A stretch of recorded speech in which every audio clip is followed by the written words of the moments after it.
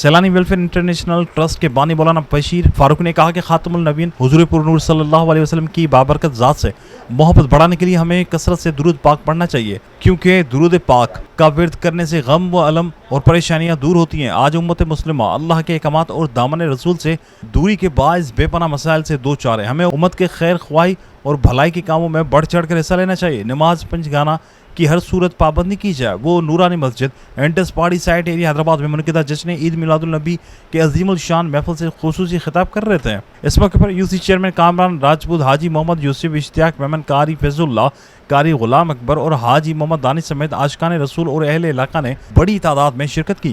محفل میلاد صلی اللہ علیہ وآلہ وسلم سے محمد ذیشان مدنی عطار نے خطاب کرتے ہوئے کہا کہ ہمارے مدنی آقا صلی اللہ علیہ وآلہ وسلم سراپا معجزہ بن کر دنیا میں تشریف لائے۔ حضور اکرم صلی اللہ علیہ وسلم کی آمد کا جشن منانا سعادت مندوں کا حصہ ہے۔ ہمیں اپنی ساری زندگی قرآن و سنت کے مطابق محبت و عشق کے رسول میں گزارنی چاہیے۔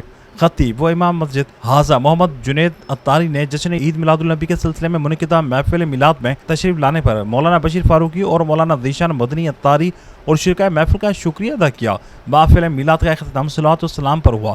اختتام پر مولانا بشیر فاروقی نے ملک و قوم کی تعمیر و ترقی کی خوشحالی اور امت مسلمہ کی بدعمالیوں پر رکعت آمیز دعا کرائی۔ آخر میں لنگر کا بھی اہتمام کیا گیا۔